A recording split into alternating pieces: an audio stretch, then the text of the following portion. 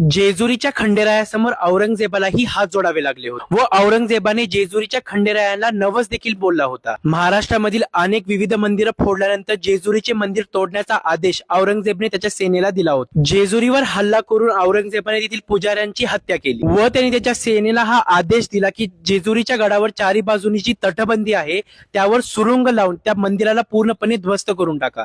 गडाला सुरुंग लावण्यासाठी गडाच्या चारी बाजूने जी तटबंदी होती त्याला मोठमोठी छिद्रे पाडण्यात आली, पण गड नष्ट करण्याची तर खूपच लांबची गोष्ट, गडाला साधा धक्का देखील औरंगजेबाला लावता आला नाही। श्री खंडेरायांच्या कृपेने या छिद्रामधून मोठमोठे भुंगे बाहेर पडू लागले व मुघल सेनेचे डोळे फोडू लागले। या भुंग्यांपासून आपले स्वतःचे संरक्षण करण्यासाठी मुघल सेना इकडे तिकडे पळू लागली व त्याला बाहेर पडण्याचा रस्ता देखील सापडत नव्हता। औरंगजेब ह्यामध्ये अडकला होता, त्याला देखील गडामधून कसे बाहेर पडायचे हा रस्ता समजत नव्हता।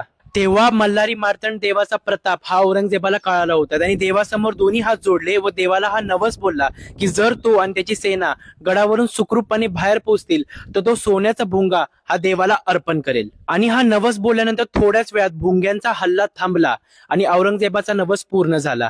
त्यानंतर औरंगजेब थोड्याच दिवसामध्ये सोन्याचा भुंगा घेऊन देवापाशी गेला आणि देवाला तो अर्पण केला व श्री खंडेरायांना मल्लू खान असे नाव दिले। तेव्हापासून ह्या भागातील राहणारे मुस्लिम बांधव खंडेरायांना मल्लू खान नावाने ओळखले जातात व पुढे जाऊन 1850 मध्ये हा भुंगा चोरीला गेला याची नोंद ब्रिटिश ग्रेग्स हिटर मध्ये नोंद केली गेली आहे। तुम्हाला जर व्हिडिओ आवडला असेल तर कॉमेंट सेक्शन मध्ये जय मल्हार लिहायला विसरू नका।